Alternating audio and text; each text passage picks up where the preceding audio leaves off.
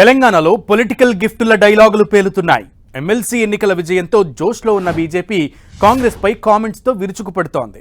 ముందుగా Karimnagar graduate MLC ఎన్నికల విజయం తర్వాత బండి సంజయ్ ఇది కాంగ్రెస్ కు రంజాన్ గిఫ్ట్ అంటూ సెటైరికల్ కామెంట్ చేశారు. దీనికి మంత్రి శ్రీధర్ బాబు కౌంటర్ ఇచ్చారు. తాము ఇప్పటికే బీజేపీకి ఎన్నో గిఫ్ట్లు ఇచ్చామని, త్వరలో మరో గిఫ్ట్ ఇస్తామన్నారు. అయితే కాంగ్రెస్ గిఫ్ట్లు రాహుల్ గాంధీకి ఇవ్వాలని, ఏ ఎన్నిక జరిగినా దేశ ప్రజలు మోదీకి విజయాన్ని బహుమతిగా ఇస్తున్నారంటూ కిషన్ రెడ్డి కౌంటర్ ఇచ్చారు.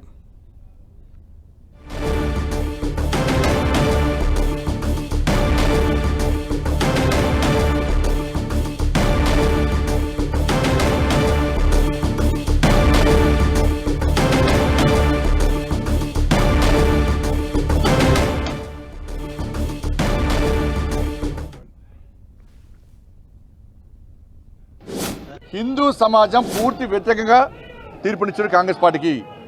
హిందూ సమాజం ఒక్కటైంది.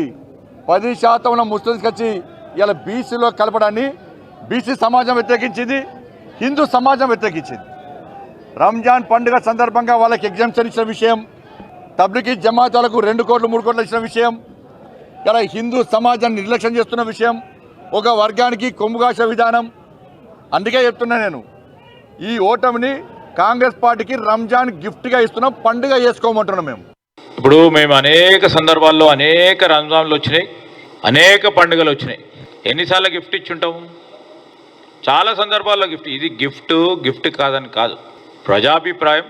మీరు రంజాన్ గిఫ్ట్ ఎవరితో కలిసి ఇచ్చిండ్రు అనుకుంటా? బీజేపీ బీఆర్ఎస్ పార్టీ కలిపి మీరు చేస్తూ ఉన్న ఒప్పందాలు స్పష్టంగా ఈరోజు బయటికి వస్తూ ఉన్నాయి. ఈరోజు మీరు రంజాన్ గిఫ్ట్ ఇస్తే మేము రంజాన్ తర్వాత ఇంకో గిఫ్ట్ ఇస్తాం, మళ్ళీ ఇంకో పండుగ వస్తుంది కదా. కాంగ్రెస్ గిఫ్ట్ అవసరం లేదు మాకు. కాంగ్రెస్ గిఫ్ట్ రాహుల్ గాంధీకి ఇచ్చుకోండి. ఎన్నటికైనా భారతదేశ ప్రజలు 3 రాష్ట్రాలకే పరిమితమైనటువంటి కాంగ్రెస్ పార్టీకి ఎప్పుడు ఎన్నికలు జరిగినా బలమైనటువంటి బహుమతి ఇటు తెలంగాణలో ఇస్తారు, కాంగ్రెస్లో ఇస్తారు, హిమాచల్ ప్రదేశ్లో ఇస్తారు.